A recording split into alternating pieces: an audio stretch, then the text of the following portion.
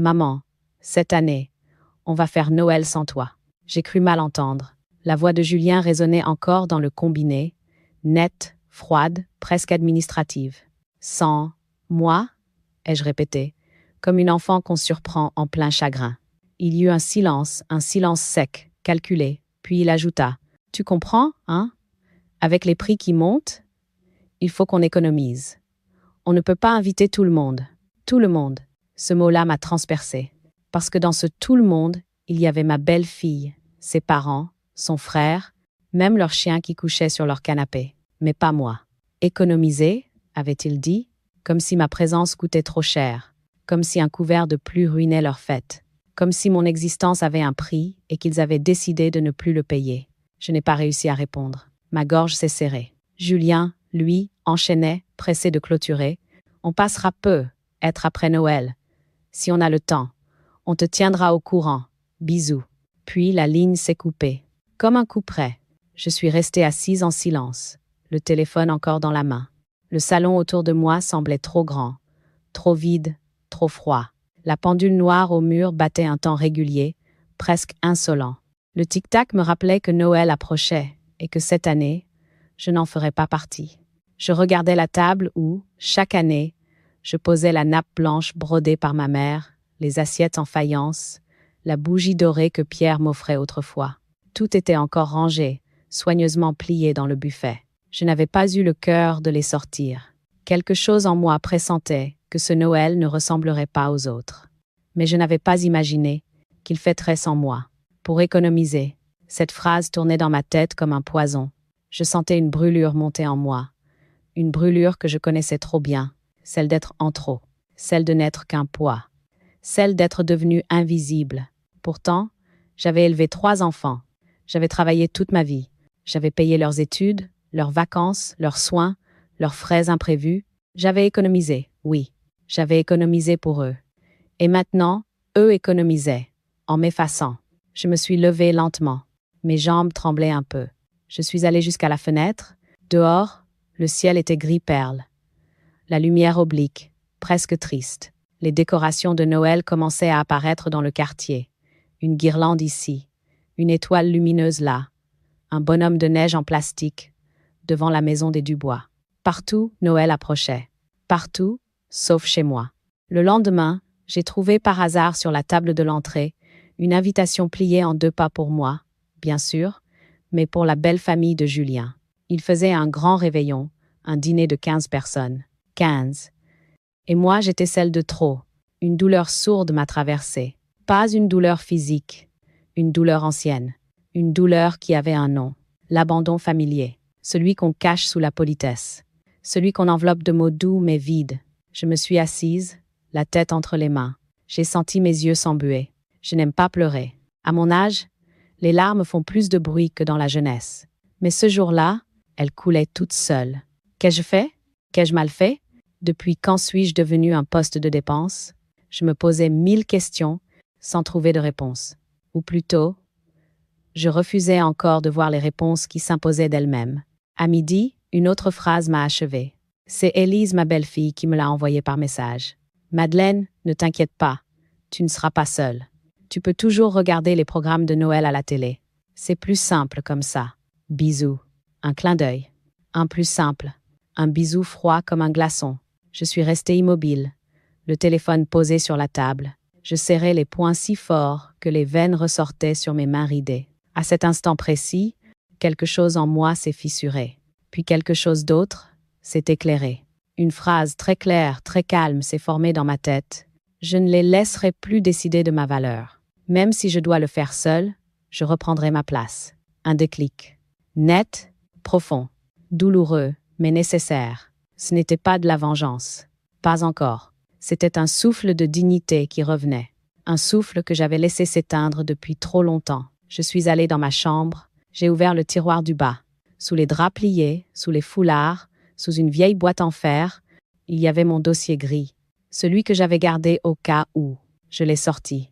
Mes mains tremblaient légèrement, mais mon cœur, lui, était d'une stabilité surprenante. Je savais déjà que ce Noël ne serait pas celui qu'ils avaient imaginé. Ils pensaient m'écarter pour quelques économies. Ils pensaient que je resterais silencieuse, docile, à ma place. Mais ils avaient oublié une chose. Les mères silencieuses ne le restent pas toujours. Et parfois, il leur suffit d'une seule signature pour économiser l'avenir de ceux qui les méprisent.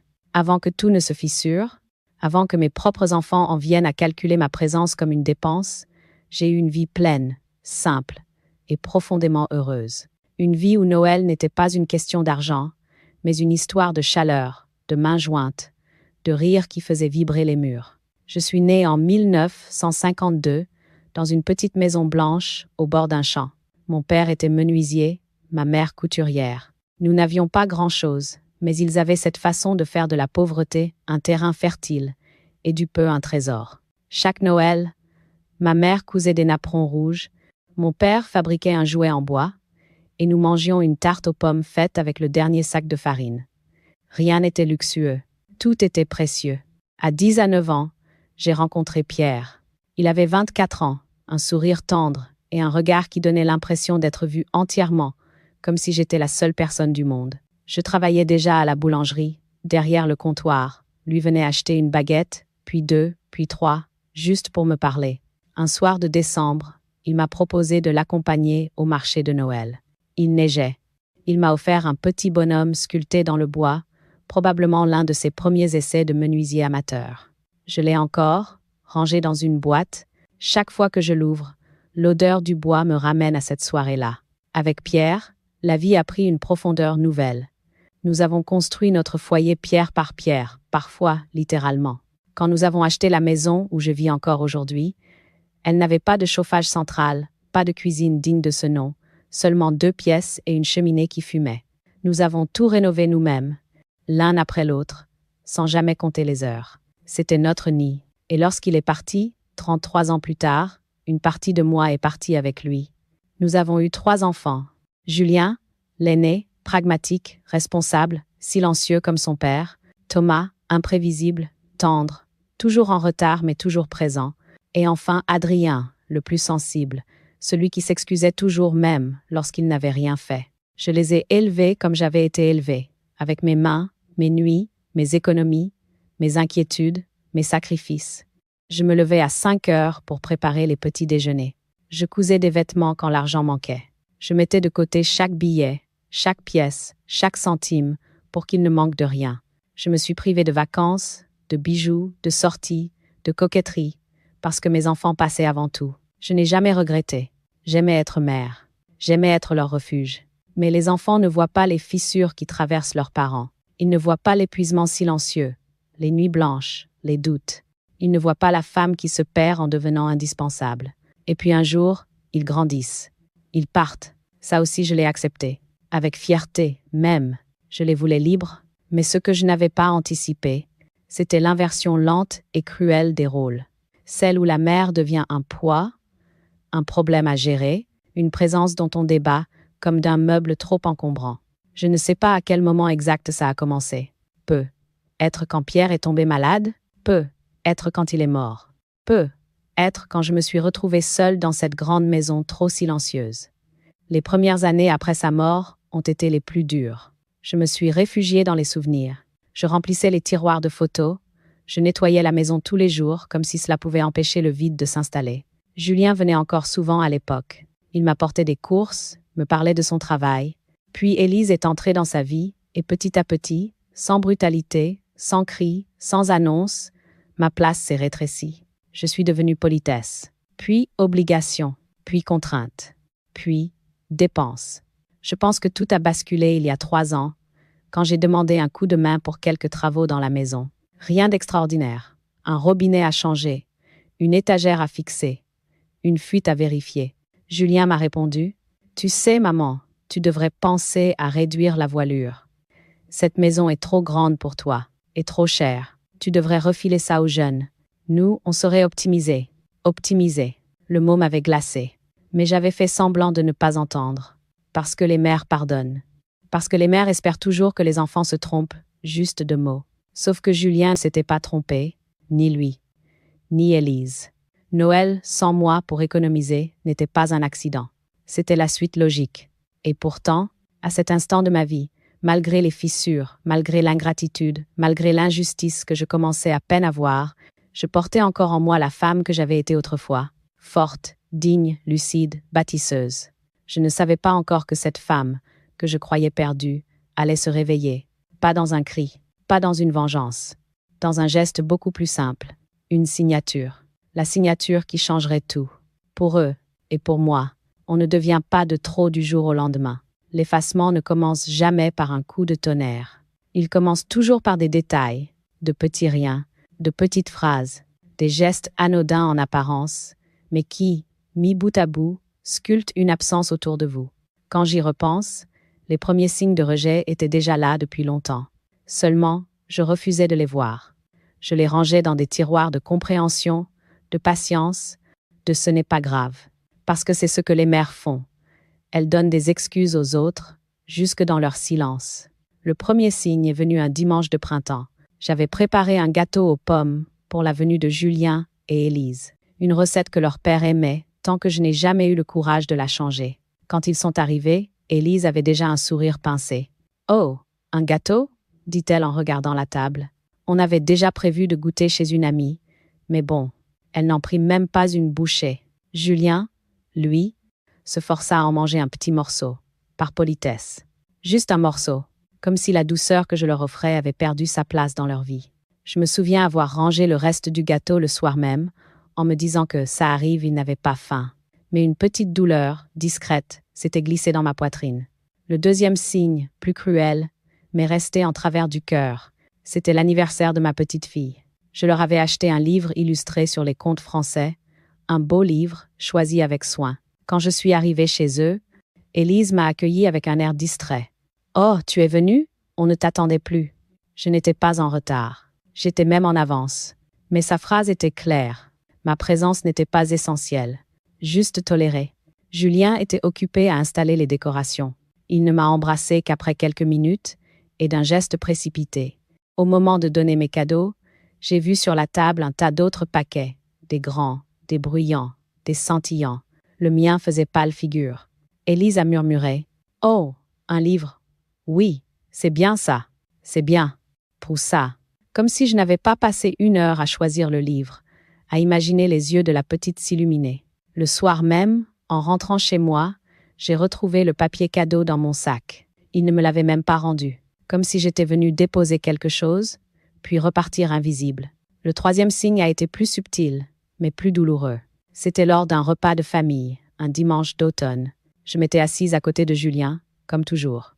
Mais Élise a demandé « Julien, tu veux bien te mettre près de papa?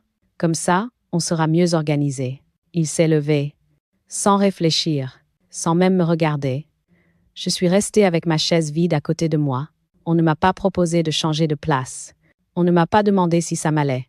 Je suis restée là, seule à une extrémité de la table, à écouter les conversations des autres sans pouvoir y entrer. À la fin du repas, alors que j'aidais à débarrasser, Élise a soufflé. « Tu sais, Madeleine, parfois tu ne te rends pas compte, mais tu prends beaucoup de place dans les conversations. » Moi, qui n'avais presque pas parlé. Je n'ai rien répondu. J'ai lavé une assiette, puis une autre encore. Chaude, l'eau me brûlait un peu les mains. Mais c'était préférable à la brûlure dans ma poitrine. Le 4e signe date de l'hiver dernier. Je leur avais demandé de passer m'aider à monter mes décorations de Noël, car l'échelle devenait lourde pour mes genoux. Julien a répondu par message. « Élise pense que tu devrais éviter de monter sur une chaise, maman. À ton âge, une chute est vite arrivée. On ne peut pas être partout, tu comprends. » Je me souviens avoir posé le téléphone et murmuré « Je comprends. Oui. Nadé c'est fragile. Je comprends que ce n'était pas une question d'échelle, ni de sécurité, ni de temps. C'était une question de priorité. Et je ne faisais plus partie des leurs. J'ai monté les décorations seule, finalement. Très lentement, en retenant ma respiration à chaque mouvement. Quand j'ai accroché la dernière guirlande au-dessus de la porte, j'ai senti que quelque chose s'était noué en moi, quelque chose de douloureux, de silencieux, mais d'irréversible. Le 5e signe a été celui que je n'ai pas voulu voir, mais qui m'a pourtant frappé comme une évidence. C'était l'été dernier. Nous étions tous réunis dans leur jardin. Julien et Élise parlaient de vacances, de budget, de projets. À un moment, Élise a dit, en souriant, Si seulement ta mère vendait la maison, on pourrait faire tant de choses. Ça simplifierait tout. Et elle n'a plus vraiment besoin de tout cet espace. J'ai senti une vague froide parcourir mon dos. Thomas a ri. Julien a détourné le regard. Adrien a protesté, timidement. Mais personne n'a dit que ma maison était celle que j'avais bâtie avec Pierre. Que c'était mon dernier refuge. Que j'y avais presque 50 ans de souvenirs. Élise avait dit ça comme on parle d'un meuble trop encombrant. Et personne ne m'avait défendu.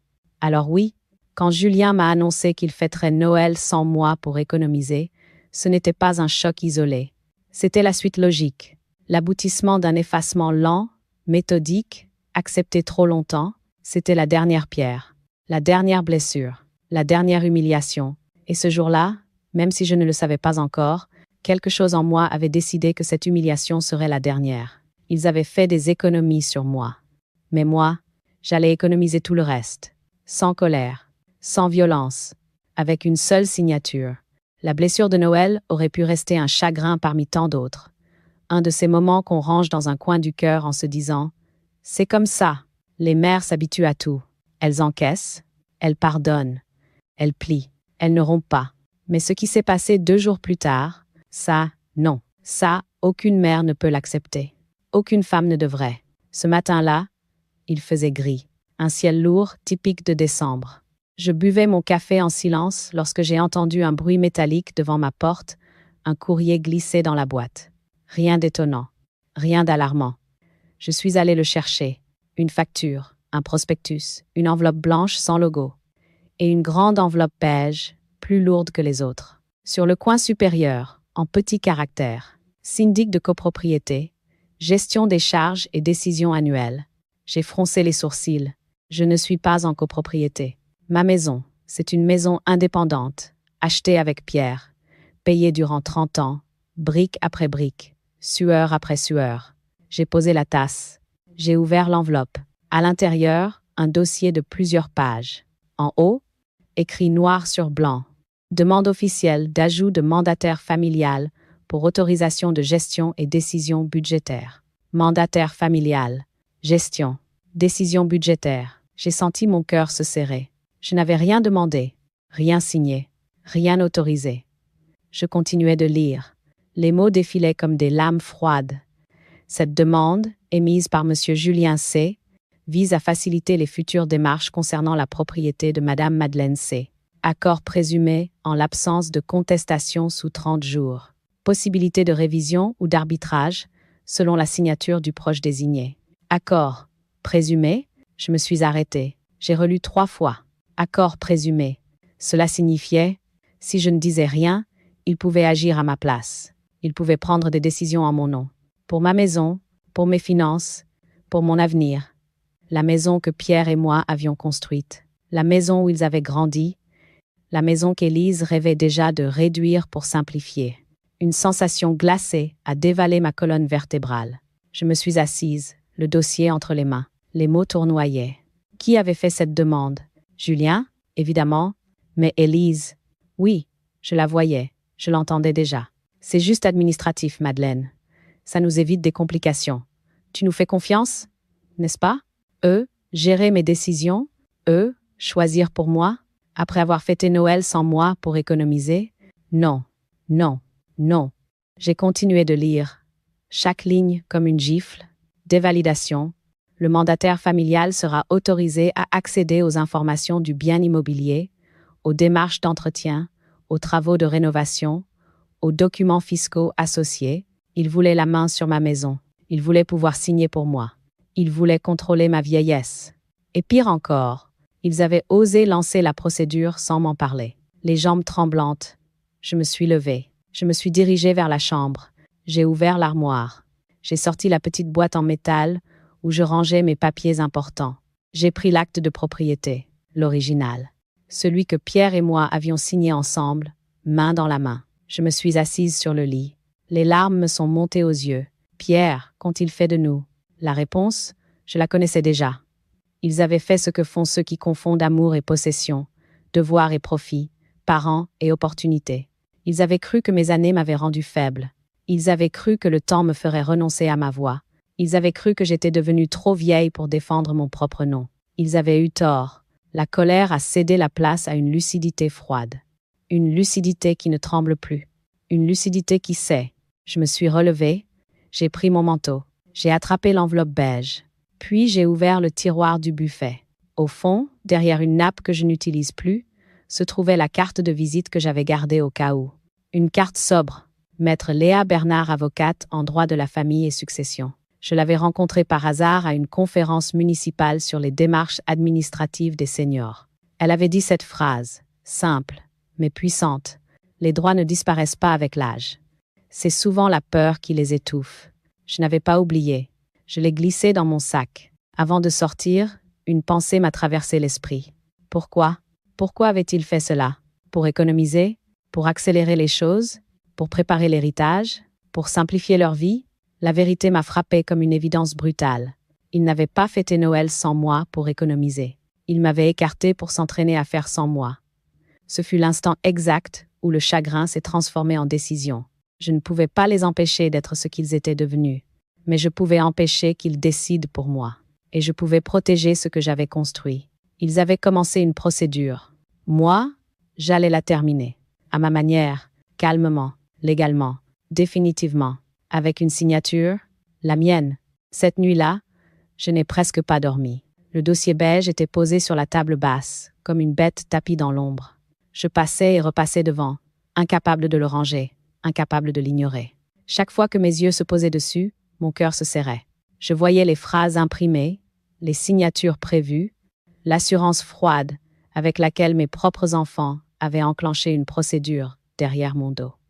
Une procédure pour décider à ma place, pour parler en mon nom, pour toucher à ma maison. Je me suis assise sur le canapé, le dos droit, les mains croisées. À travers la fenêtre, la nuit était épaisse, presque silencieuse. Le vent faisait frissonner la rambarde du balcon, et un arbre nu jetait une ombre tordue dans le salon. J'ai fermé les yeux, et j'ai laissé la vérité monter, lentement, douloureusement. Il ne m'avait pas oublié. Il m'avait écarté, par choix, par calcul, par intérêt. Oui, intérêt. Je n'avais pas voulu le voir jusque-là. Je trouvais toujours une excuse, une circonstance, une raison douce. Parce que le cœur d'une mère est coutumier de l'aveuglement. Mais cette fois, les faits parlaient seuls. Et ils parlaient fort. J'ai pensé à Pierre. Son absence était plus lourde dans ces moments-là. Lui, il aurait ri, secoué la tête, puis dit avec cette ironie tendre, « Ma Madeleine, ne laisse jamais les vivants t'enterrer avant l'heure. » C'était son humour, sa façon de dire qu'une femme n'est jamais plus forte qu'au moment où on la croit fragile. J'ai serré le mug chaud entre mes mains, le thé refroidi depuis longtemps. Je me sentais vieille, mais soudain pleinement vivante. Parce qu'une humiliation, quand elle est trop grande, trop claire, trop nue, elle n'abat plus. Elle réveille. Vers 2 heures du matin, je me suis levée. J'ai attrapé mon carnet noir, mon refuge, mon confident. Les premières pages contenaient des listes de courses, des notes de jardinage, quelques souvenirs écrits pour ne pas les oublier. Mais cette nuit-là, j'y ai écrit autre chose. Des vérités que je m'étais refusées jusqu'ici. Je ne suis plus invitée. Je suis tolérée quand ça les arrange. Je suis utile quand je paye, absente quand je coûte. Ils veulent gérer ma maison. Ils veulent gérer ma vie. Ils veulent s'entraîner à vivre sans moi. Je dois arrêter de me cacher derrière mon amour. Les mots me brûlaient les doigts. Mais en même temps, ils m'apportaient un soulagement étrange. Comme si écrire, c'était enfin retirer un poids de ma poitrine. Je me suis surprise à pleurer. Pas de colère, pas d'amertume, de lucidité. Les larmes qui disent « Je vois enfin les choses clairement, même si ça fait mal. » NDK. Il était presque 3 heures quand j'ai entendu mon propre murmure dans la pièce silencieuse. « Madeleine, tu n'es pas une enfant, tu n'es pas un fardeau, et tu n'es pas morte. Alors pourquoi les laisses-tu décider comme si tu n'existais plus ?» Cette question a tourné en moi comme un écho. Je me suis rappelé qui j'avais été autrefois. Une femme forte, une mère capable de tenir une maison, un mari malade, 3 enfants turbulents, un travail à temps plein, des factures, des deuils, des hivers trop longs. J'avais survécu à tout cela. Et pourtant, je m'étais laissé réduire par la peur. Peur de déplaire, peur d'être seule, peur de passer pour celle qui fait des histoires, peur d'être remplacée. Mais cette nuit-là, j'ai compris quelque chose de fondamental. Ce n'était pas moi qui risquais de les perdre. C'était eux qui étaient en train de se perdre eux-mêmes. Et il ne m'appartenait pas de les sauver. Il m'appartenait de me sauver, moi. Vers 4 heures du matin, je me suis levée d'un bond, un geste presque instinctif, comme un déclic physique. Je me suis habillée, j'ai attaché mes cheveux, j'ai mis mes papiers dans mon sac. J'ai relu une dernière fois la carte de visite de Maître Bernard. Puis je me suis assise près de la fenêtre, j'ai attendu que le ciel s'éclaircisse. Le soleil est monté lentement derrière les toits. Une lumière pâle a glissé jusque sur le dossier beige posé sur la table. Elle l'a éclairé comme pour me dire « Regarde, c'est le jour où tout change. » Et je l'ai senti. Oui, ce jour-là, quelque chose allait changer. Non pas à cause d'eux, mais à cause de moi. Parce qu'une femme qui a trop plié finit un jour par se redresser. Pas pour se venger, pas pour punir, mais pour se retrouver elle-même. Quand l'horloge a sonné 6 heures, j'ai pris mon sac. J'ai mis mon manteau. J'ai fermé la porte derrière moi. L'air du matin était glacé, vif, mais il me réveillait. Je marchais lentement, mais d'un pas sûr. J'allais frapper à la bonne porte, celle d'une professionnelle, celle de la loi, celle qui redonne aux femmes de mon âge ce que leur famille tente parfois de leur enlever. La voix, la dignité, le pouvoir. Je n'avais pas dormi, mais j'étais éveillée. Et je savais une chose, une seule. Ils avaient signé une demande sans mon accord. Moi, j'allais signer. L'avenir, le mien et, sans le savoir, le leur. Le cabinet de Maître Bernard se trouvait dans une petite rue calme, derrière la mairie. Une plaque discrète, une porte en bois, une poignée froide. Rien de spectaculaire, rien d'impressionnant. Mais au moment où j'ai poussé cette porte, j'ai senti quelque chose se redresser en moi, une colonne intérieure, une force que j'avais oubliée. La secrétaire, une jeune femme douce, m'a souri immédiatement. « Bonjour, madame. Vous avez rendez-vous » Ma voix tremblait légèrement lorsque j'ai répondu « Oui, avec Maître Bernard, pour parler de droit. » Elle m'a invité à patienter. À peine quelques minutes plus tard, une porte s'est ouverte et une femme d'une 40aine d'années est apparue, cheveux bruns attachés en chignon, regard vif, allure calme. « Madame Madeleine, entrez, je vous en prie. » Je l'ai suivie dans un bureau lumineux, où une grande plante verte se déployait près de la fenêtre. Une atmosphère simple, saine, rien d'intimidant. Et pourtant, j'avais la bouche sèche. Je savais qu'en franchissant ce seuil, ma vie prenait une nouvelle direction. « Alors, dites-moi, qu'est-ce qui vous amène ?» Cette phrase, posée avec douceur, a tout déclenché. Les mots sont sortis comme l'eau d'une écluse qu'on ouvre d'un seul coup. Le Noël sans moi, pour économiser. Les remarques de ma belle-fille. Les rumeurs autour de ma maison. Les humiliations de ces derniers mois. Et finalement, le dossier beige, la demande de mandataire familial. Maître Bernard n'a pas dit un mot pendant que je racontais tout. Elle prenait des notes, hochant parfois la tête, émettant de brefs « je vois » ou « continuez ». Elle ne me jugeait pas, elle ne me coupait pas, elle écoutait. Quand j'ai eu terminé, elle a laissé un long silence s'installer dans la pièce. Puis elle a refermé son stylo. « Madame Madeleine, d'abord permettez-moi de vous dire une chose. Vous n'êtes pas faible, vous êtes lucide. Les personnes de votre âge qui viennent me voir arrivent souvent trop tard. Vous arrivez au bon moment. » Je n'ai rien dit, mais mes yeux se sont humidifiés. Elle continua. La demande de mandataire familial, sans information préalable, est déjà très discutable. Mais dans votre cas, vu le contexte, vu les intentions probables, elle est dangereuse pour vous. Très dangereuse. Dangereuse. Le mot est tombé comme un glaçon dans l'air. « Et si je ne fais rien ?» ai-je demandé d'une voix basse. Elle m'a regardé droit dans les yeux. « Alors dans moins d'un mois, ils auront accès à vos documents, à vos biens, à votre maison, à vos comptes, et ils pourront décider à votre place. » Je me suis sentie vaciller. « Mais, ce sont mes enfants ?» Maître Bernard posa lentement sa main sur la mienne. « Je comprends, mais ce sont aussi des adultes qui ont leurs propres intérêts. Et quiconque agit derrière votre dos pour obtenir un pouvoir légal sur vos biens, n'agit pas par amour. » J'ai fermé les yeux. Cette phrase-là, je l'ai sentie profondément. « Que dois-je faire ?» murmurai-je. Elle redressa un dossier devant elle. D'abord, refuser officiellement la demande, par écrit, auprès du service qui l'a reçue. Elle sortit un document pré-rempli. Ensuite, déclarer que vous êtes entièrement apte à gérer vos affaires. Vous avez toutes vos capacités. Et je peux certifier cela. Elle prit un second formulaire. Puis, troisième étape, protégez vos biens, tout de suite, avant qu'ils ne reviennent à la charge. Je la regardais, le souffle court. Comment? Protéger? Et Brigitte Prasen. Elle eut un léger sourire. Nous allons transférer la maison dans un cadre légal qui la mettra hors de portée de décisions extérieures. Vous resterez entièrement propriétaire totalement libre, mais aucune procédure familiale ne pourra y toucher sans votre accord explicite. Mon cœur battait fort. Je croyais qu'il fallait vendre, murmurai-je. Elle secoua la tête. Pas nécessairement.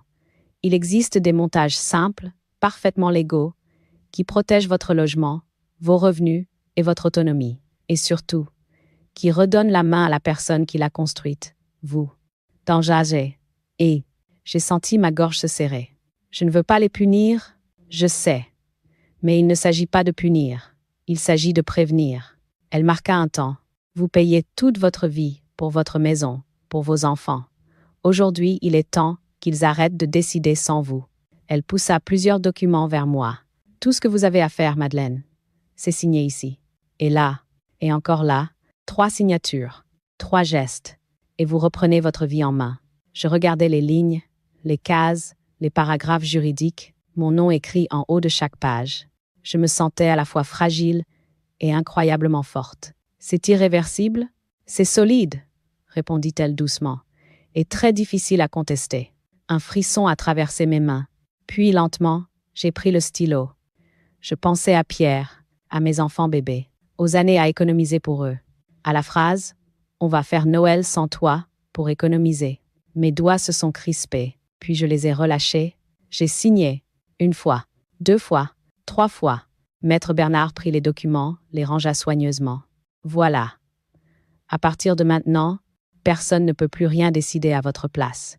Vous êtes protégé. Je sentis une vague chaude me traverser la poitrine. Un mélange de tristesse, de puissance, de soulagement. Elle ajouta « Et si vos enfants veulent comprendre, je peux leur expliquer. Mais croyez-moi, ils ne s'attendaient pas à ce que vous vous défendiez. C'est vous qui venez de faire des économies d'avenir. Pour vous. Et pour eux, même s'ils ne le savent pas encore. Je suis sortie du cabinet avec le vent froid sur mes joues et une force nouvelle dans ma démarche. Ce jour-là, ce n'était pas eux que j'avais protégés. C'était moi. Je croyais que tout se ferait dans le calme, sans bruit. Une signature, des dossiers envoyés, une procédure légale parfaitement solide, et la vie reprendrait son cours. J'avais tort. Le destin, lui, avait décidé de m'offrir une scène que je n'avais pas demandée, mais que je n'ai jamais regrettée. 2 jours après ma visite chez Maître Bernard, alors que je préparais une soupe de légumes, j'ai entendu des pas précipités dans l'allée, puis un coup frappé à la porte, fort, trop fort pour être une visite ordinaire. J'ai posé la louche, j'ai ouvert. Julien, rouge, essoufflé, les yeux écarquillés, et derrière lui, Élise, le manteau encore ouvert, comme si elle avait quitté la voiture en courant, les lèvres pincées, un dossier à la main. « Maman, qu'est-ce que tu as feuilleté ?» Je suis restée immobile, neutre, silencieuse. Julien entra sans que je l'y invite. Élise le suivit. Il ressemblait à 2 personnes qui viennent d'apprendre qu'une bombe avait explosé dans leur salon. « Tu veux nous ruiner? Tu veux détruire la famille ?» s'exclama Élise. Je n'ai toujours pas parlé. Je me suis simplement dirigée vers la table et je me suis assise, calmement. Ma tranquillité les déstabilisait. Julien posa une feuille sous mes yeux, un des documents officiels envoyés par Maître Bernard. « Tu as refusé la demande !» cria-t-il, comme si j'avais commis une trahison. Je le regardais, longtemps, sans colère, sans peur. Puis je dis simplement « Bien sûr !» Élise frappa la table du plat de la main. « Tu n'aurais jamais dû faire ça sans nous prévenir. » Je haussai légèrement un sourcil. « Comme vous l'avez fait, pour lancer la procédure ?» Elle s'est figée. Un court instant, son visage a blêmi. Julien tenta de se reprendre. « Maman, tu ne comprends pas, on voulait t'aider. On voulait anticiper, éviter des problèmes. » Je posai mes mains jointes sur la table. « Des problèmes pour qui ?» Il ne répondit pas. Je repris. « Pour moi? Ou pour vous ?» Un silence lourd s'est installé. Élise reprit, agressive. « Tu n'es plus en état de gérer certaines choses. On voulait juste être tranquille. Tranquille. » Le mot tomba comme un couteau. « Tranquille, sans moi ?» murmurai-je. Ils ne répondirent pas. Julien fit les 100 pas dans le salon. « Et maintenant, tu as demandé une protection juridique sur la maison. On ne pourra plus rien faire. Tu sais ce que ça représente ?» Je restai droite. Je sais exactement ce que cela représente. Cela représente ma liberté. Élise se mit à rire nerveusement. Ta liberté? Mais enfin, Madeleine, c'est ridicule. Tu deviens parano. On aurait pu partager, organiser, optimiser. Ce mot, encore. Optimiser. Je la regardais avec une froideur que je ne me connaissais pas. Une maison n'est pas un budget. Une mère n'est pas un projet à optimiser. Et ma vie n'est pas à votre disposition. Elle ouvrit la bouche, mais aucun son n'en sortit. C'est à ce moment-là que j'ai entendu frapper une nouvelle fois à la porte. 3 coups secs. Julien pâlit. Élise se tourna brusquement vers l'entrée. Je me levai, lentement, et j'allais ouvrir. Le même huissier qui était intervenu pour la procédure initiale se tenait là, un dossier sous le bras. Madame Madeleine, voici la copie officielle de votre refus et la confirmation de la mise sous protection de votre bien.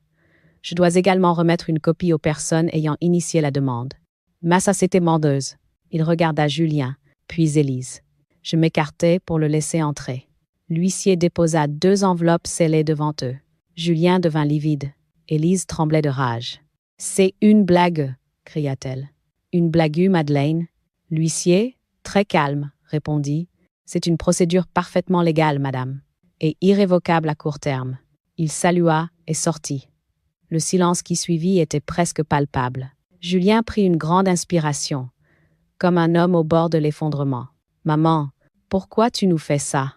Je m'assis à nouveau, droite comme un chêne. « Je ne vous fais rien, je me protège. » La nuance est essentielle.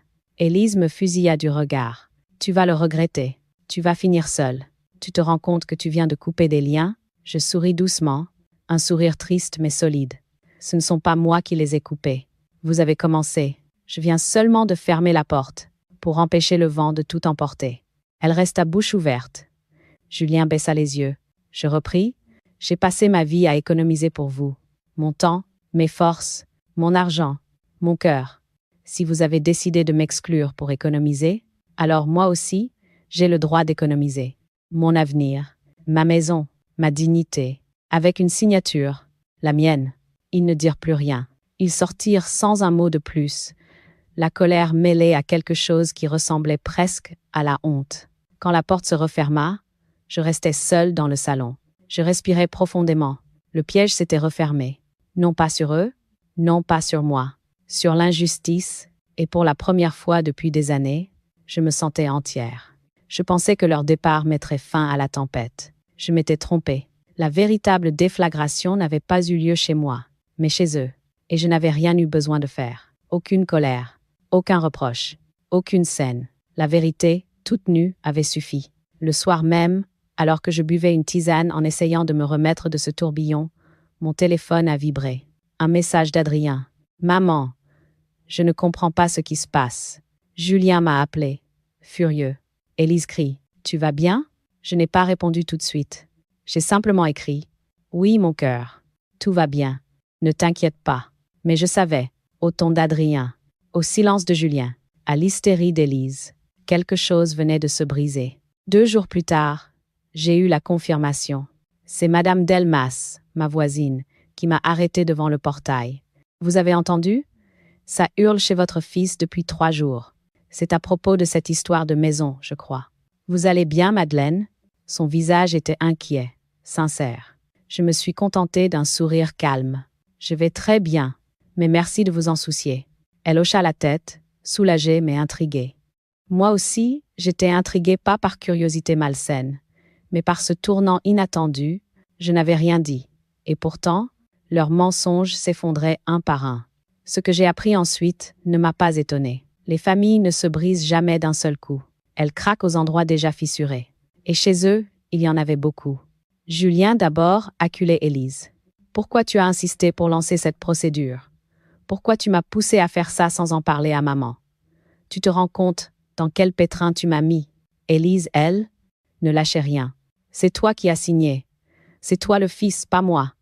C'est toi qui devais gérer ta mère.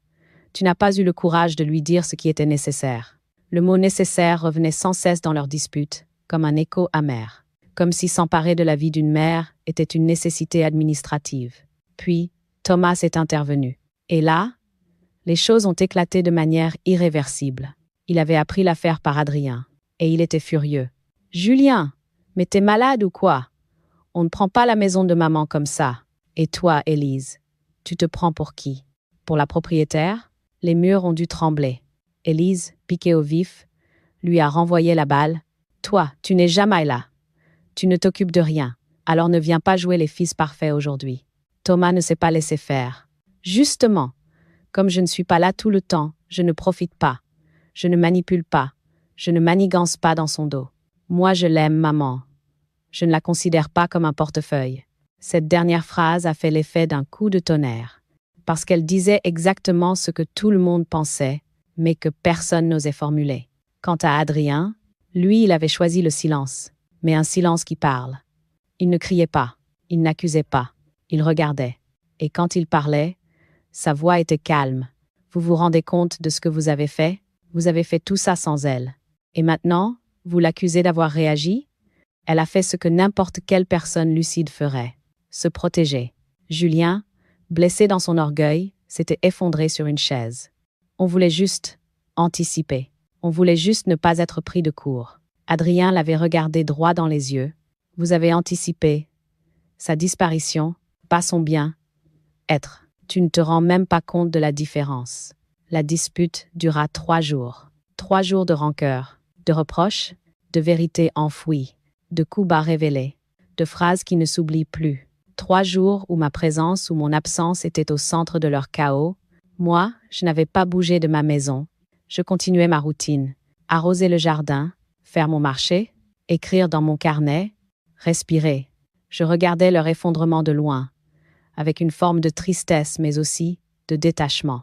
Pendant des années, j'avais cru que mon rôle de mère m'obligeait à absorber leurs tensions, leurs drames, leurs égoïsmes. Je croyais que je devais tenir leur famille à bout de bras, même si cela m'écrasait. Mais je voyais maintenant la vérité nue. Ce n'était pas moi qui brisais leur famille, c'était eux. Ils avaient commencé le jour où ils m'avaient exclu pour économiser, le jour où ils avaient lancé une procédure dans mon dos, le jour où ils avaient oublié que j'étais une personne et non un fardeau. Le reste n'était que conséquence. Un soir, Adrien est venu. Il avait le visage fatigué, les yeux rouges.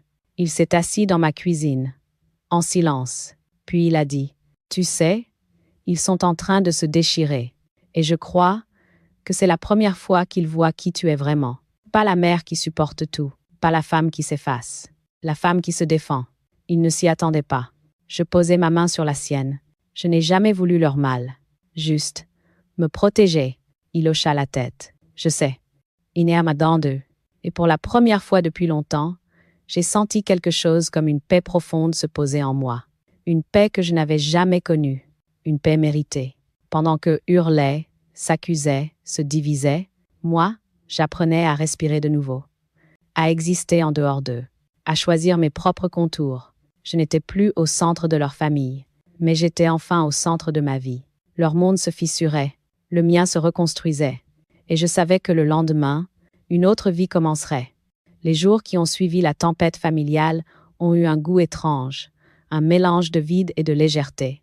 Le vide de ce qui s'effondrait loin de moi, dans une maison qui n'était plus vraiment la mienne, et la légèreté de ce qui enfin se reconstruisait ici, dans mes murs, dans ma peau, dans mon souffle. Pour la première fois depuis longtemps, je ne me suis pas réveillée avec une boule dans la gorge. Un calme neuf habitait mes matins. Un silence qui ne blessait plus. Je me levais doucement, je préparais mon thé, je m'asseyais devant la fenêtre. Le jardin, même en hiver, me paraissait différent. Les branches nues du lilas ne semblaient plus tristes, mais simplement en attente de renouveau, comme moi. Je n'avais plus peur, ni d'eux, ni de l'avenir, ni de mes propres décisions. Pour la première fois, je me sentais propriétaire de ma vie autant que de ma maison. Les premières semaines de cette nouvelle existence furent faites de petits gestes simples, des gestes que j'avais oubliés. Noyé dans l'ombre des exigences familiales, je recommençais à cuisiner pour moi seule. Pas pour faire plaisir, pas pour accueillir, pas pour prouver que je savais encore recevoir. Juste pour moi. Je faisais mijoter des soupes pleines de thym, des gratins dorés, des tartes fines aux oignons. Les odeurs remplissaient la maison d'une chaleur paisible qui m'avait tant manqué. Je changeais aussi les rideaux, troquant les anciens, trop lourds, pour des voilages blancs qui laissaient entrer la lumière. J'achetais 2 petites plantes vertes que je posais sur le rebord de la cuisine, et j'accrochais près de la porte un nouveau miroir, un ovale en bois, qui me renvoyait une image que je redécouvrais. Une femme encore debout, encore capable, encore là. Un matin, je pris une décision qui m'a surprise moi-même. J'ai ressorti mes vieux carnets de promenade. Ceux que je remplissais avec Pierre, les dimanches où il tenait ma main en marchant au bord de la rivière. Je les ai feuilletés. Ces annotations, mes dessins, nos projets. Je les ai relus sans pleurer, juste avec une nostalgie douce, comme une main posée sur l'épaule. Puis j'ai enfilé mon manteau et je suis sortie marcher. Le vent était frais.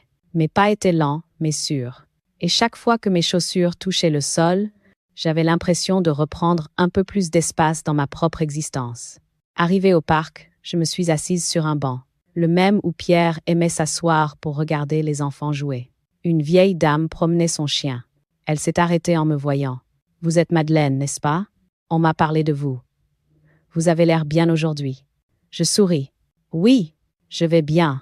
Je commence à vivre autrement. » Elle hocha la tête, avec un regard qui comprenait tout, sans que j'aie besoin d'expliquer.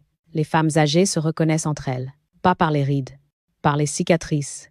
Adrien passait me voir de temps en temps, toujours avec sa douceur, toujours avec sa discrétion.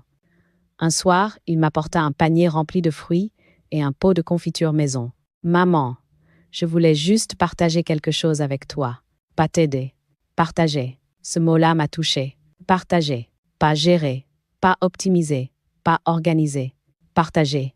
Il s'est assis à la table. J'ai préparé 2 tasses de thé. Nous avons parlé de tout et de rien.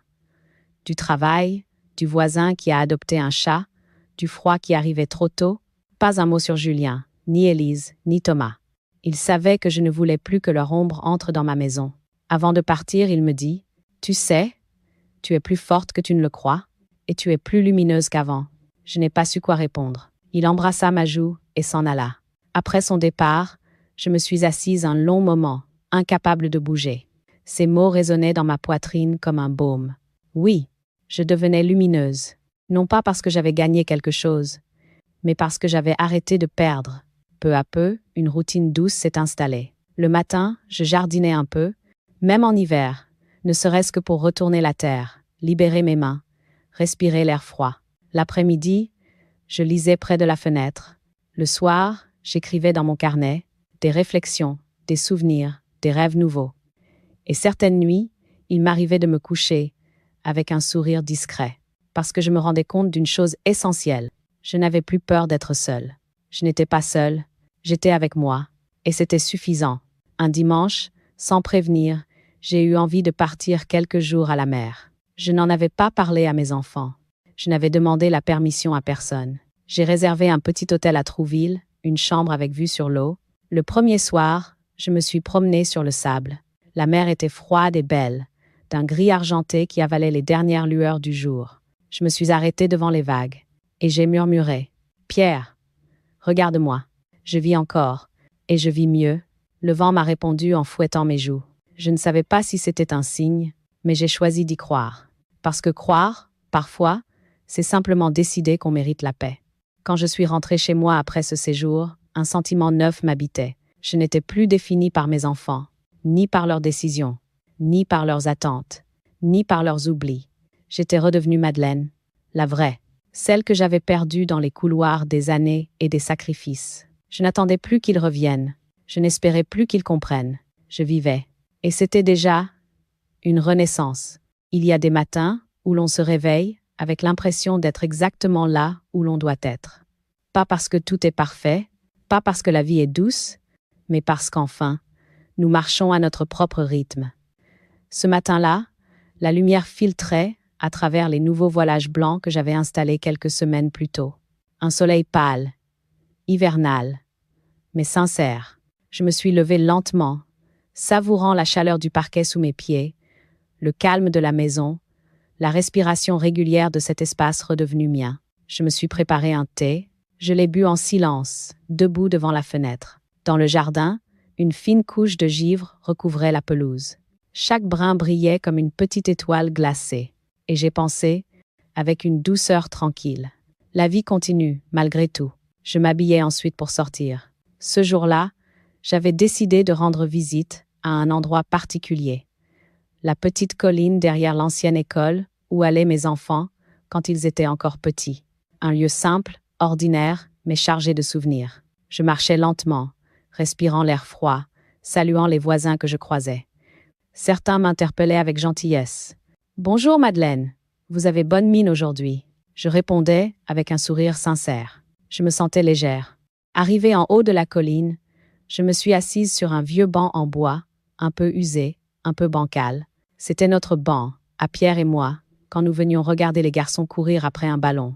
La vue de là-haut était paisible. Les toits alignés, la fumée qui montait des cheminées, la cloche de l'église qui sonnait au loin, et ma maison, petite mais solide, posée au milieu du paysage comme un ancrage. Je pris une profonde inspiration. J'ai sorti de mon sac mon carnet noir, celui qui m'avait accompagné tout au long de cette épreuve. Je le posai sur mes genoux, le vent tournait doucement les coins des pages déjà pleines d'écritures serrées. Je l'ai ouvert à une nouvelle page blanche. Cette blancheur me frappa. Elle me donnait l'impression d'un nouveau commencement. J'ai commencé à écrire. Je ne suis plus celle qui attend. Je ne suis plus celle qu'on oublie. Je ne suis plus celle qu'on met de côté quand ça arrange. Je suis une femme debout, une mère entière, une personne à part entière. Les mots coulaient sans résistance, comme s'ils dormaient en moi depuis des années et qu'ils trouvaient enfin la sortie. Je continuais. La solitude n'est pas un malheur quand elle est choisie. Elle devient un espace, un refuge, une respiration. Je marquais une pause. J'écoutais les oiseaux qui piaillaient dans les arbres nus. Le vent froid me piquait les joues, mais ne me blessait plus. Puis j'ai écrit « Mes enfants finiront peu, être par comprendre. Ou peu, être pas. Ce n'est plus ma mission. Je les ai aimés. Je les aime encore. Mais je n'accepterai plus jamais d'être la dernière sur leur liste. » Une larme a coulé. Une seule. Pas de douleur. De libération. En refermant le carnet, je me suis souvenu de tout le chemin parcouru depuis ce Noël, où ils avaient décidé de fêter sans moi pour économiser. Ce soir où je m'étais retrouvée avec un silence trop lourd, ce matin où j'avais découvert le dossier beige qui tentait de m'effacer légalement, je repensais à ma visite chez Maître Bernard, à ma main tremblante mais sûre en signant les documents. Je repensais à la colère de Julien, aux cris d'Élise, aux larmes d'Adrien, à la honte mêlée de Thomas. Je repensais surtout à ce moment-là, précis, où j'avais compris que ma vie ne leur appartenait plus. Ils n'étaient plus des enfants. Ils étaient devenus des adultes capables de cruauté par facilité, capables d'égoïsme par habitude. Et moi, j'étais devenue une femme capable de se protéger. Ce n'était pas une victoire contre eux, c'était une victoire en moi. Le soleil commençait à descendre lorsque je me suis levée. Le vent était plus froid, mais je me sentais enveloppée d'une chaleur intérieure que je ne m'expliquais pas vraiment. En redescendant la colline, je croisais un groupe d'enfants qui riaient. Pendant un instant, j'ai revu mes 3 fils à cet âge-là. Julien avec ses cheveux en bataille, Thomas qui courait toujours trop vite, Adrien qui me tendait la main pour ne pas tomber. Je n'ai rien regretté, ni les sacrifices, ni les années de travail, ni les nuits sans sommeil, ni les efforts invisibles. La seule chose que je regrette, c'est d'avoir mis tant de temps à comprendre que l'amour ne justifie pas l'effacement. Je suis entrée chez moi. Il faisait bon. Je me suis servi un verre d'eau. J'ai posé mon carnet sur la table, puis je me suis assise dans mon fauteuil préféré, face à la fenêtre. La nuit tombait doucement sur le jardin. Quelques étoiles commençaient à percer le ciel. Je les ai regardées sans tristesse, sans colère, sans attente. J'ai simplement soufflé, à voix presque inaudible, comme pour moi-même, comme pour conclure une page longue de toute une vie. Le silence peut aussi être une forme de justice.